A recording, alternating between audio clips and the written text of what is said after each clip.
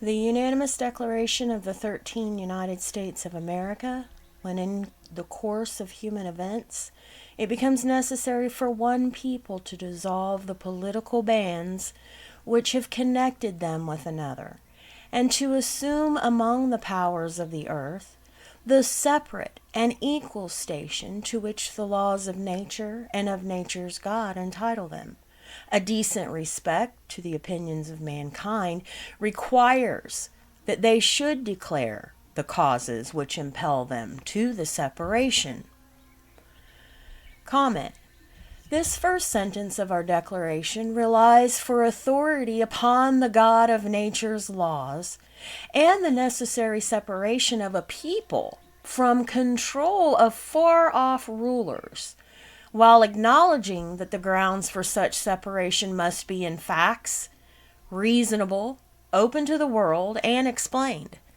Stressing respect for both God and man, our declaration opens as it also closes, in reliance on God and a decent respect for men. The next paragraph calls this God of nature acknowledged in 1. The Creator. Seen also in is freedom of association, that is, to choose fellowship, which includes freedom to disassociate, that is, to choose to break fellowship. Equal standing among other nations before God, the Creator of nature and the laws governing it, honoring of all men, and freedom of speech, all noble freedoms written in the phrases of John Locke, who had set these ideals on the revelation of Scripture and of nature. Indeed, it is in the spirit of the common law that we set forth the reasons for our shifting reliance. Natural law. Comment. Our declaration's phrase, laws of nature and of nature's God, William Blackstone tells us, signifies natural laws, the 2 volumes of God's revelation of his will to man. The laws of nature unwritten in the nature of creation, the laws of nature's God written in our Bible. This understanding is a sense common to all.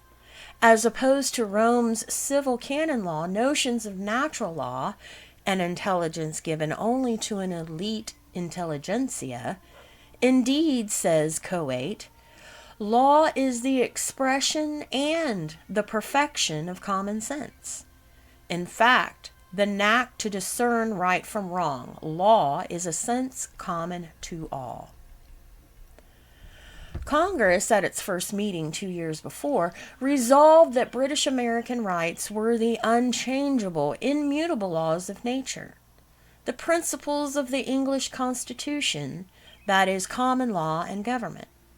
The ever-menacing antagonist of the laws of nature's God is the civil city law of Rome.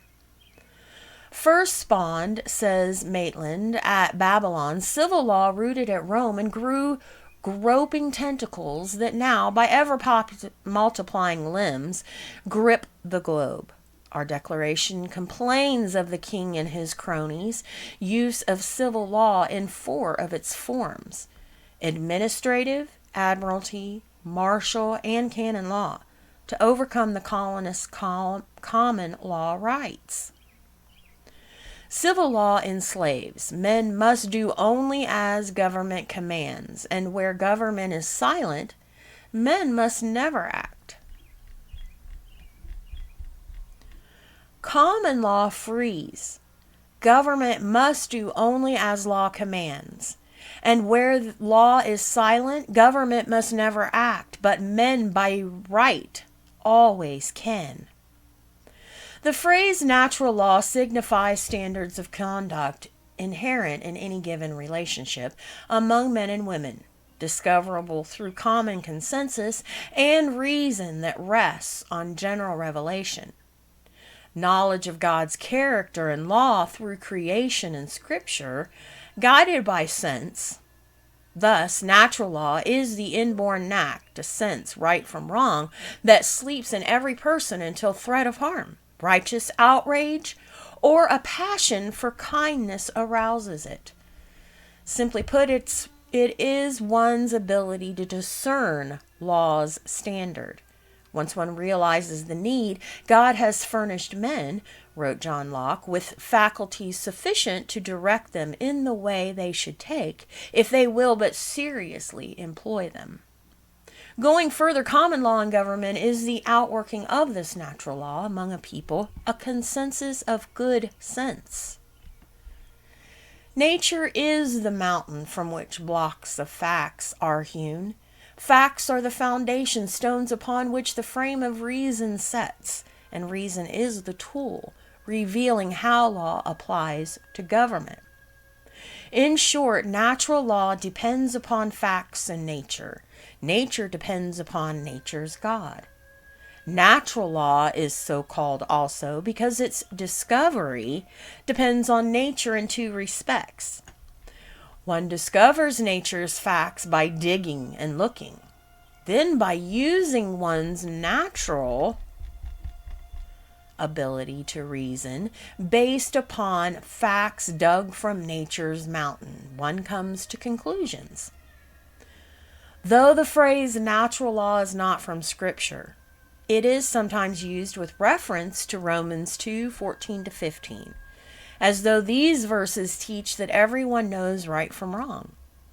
These verses, however, teach instead that each person, being of Adam's race, is endowed with the natural ability to discover and distinguish right from wrong. Thus, it is said that natural law is not law that every person knows from being born human, but is that law that each person is able to discover, learn, and know through his natural potential to find it from his natural surroundings by direct discovery or by indirect inference from facts discovered. Thus, for example, the common law tradition lays claim for its juries the ability to find the law's application by inferring from evidence presented. Scripture's description of natural law remains clear. For when the nations having not law, by nature from time to time do the things contained in the law, these not having a law are a law for themselves, proving that the law's imprint is written in their yearning, their conscience, testifying with their desire. Also between one another they have thoughts of legal accusations and legal defenses. Romans 2:14-15. The foregoing translation enlarges the letter of the original, but remains within the scope of Paul's words. Paul, taking the role of prosecutor, says that whether or not all have heard or read, all men are capable, even able, to know what God requires of them. Why? Because God, using nature, has written the sense of right and wrong in their hearts. Yearnings. It is inborn. Every man, therefore, stands responsible before God to use his natural ability to discern right from wrong, then to choose and do right. Be careful, however. Paul never says that men know right from wrong, but delimits his claim.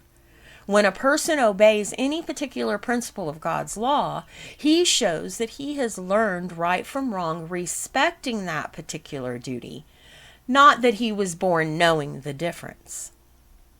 In fact, to say that everyone knows right from wrong because such knowledge is the law of nature is absurd, silly, as saying that all people know nature's laws of electricity. No one knows the laws of electricity by his natural birth. Note, however, that once a fellow feels the bite of an electric fence or the jolt from a frayed appliance cord, he, by nature, will understand enough of the laws of electricity to avoid such pain. So also by nature the same fellow will take interest in the laws governing human relationships when his actions bring him pain or loss, or bring him gain and comfort. To prove that every person has the inborn ability to find right from wrong, law, these verses set forth three plain evidences. First, Even those having never heard of God's laws at times obey them. Second, when men ignorant of God's laws disobey, their consciences sting them. That's called guilt pangs. Third, those having never heard of God's laws have accusatory thoughts about others' violations of that law on the one hand, but when accused of violating that law, are quick to conjure up defenses and self-justification on the other hand. Further, not only does reason come to every person by nature, but also the ability to develop skill in using it. As one tests one's conclusions of reason against experience, one's confidence in those conclusions grows. Humankind, moreover, in distinction from animals, enjoys the additional benefit of learning and gaining confidence from the experiences of others. For example, no cat, said Sam Clemens, will ever sit on a hot stove lid more than once. Though some will say the cat's response is never due to intelligent reflection, but to conditioned reflex. Nonetheless, through experience, the cat can know that hot stove lids are painful to sit upon and will use that knowledge to his benefit. On this point, however, men and cats differ. A cat's ability to learn the laws of physics, such as the pain a hot stove lid gives, is limited to his own bad experience, whereas men enjoy the added ability to learn about nature's laws from seeing, hearing about, or reading of the bad experiences of others. Thus, we conclude with both cats and men, experience is a good teacher. The cat, however, learns only by his own experience. Men learn not only through subjective experience, but also by learning of the experience of others, referring to mankind's ability to learn through the experiences of others. The apostle states of Scripture, these things were written for our learning. Indeed, by learning the experiences of others' history and by our own experiences, we know good government, limited, from bad government, unlimited. To sum up, men loosely call the individual's natural ability set forth in Romans 2:14-15 natural law. To be sure, the laws of nature are natural. These verses, however, stress that each individual's ability to discern the law case by case is also natural. He gets it through his natural physical birth.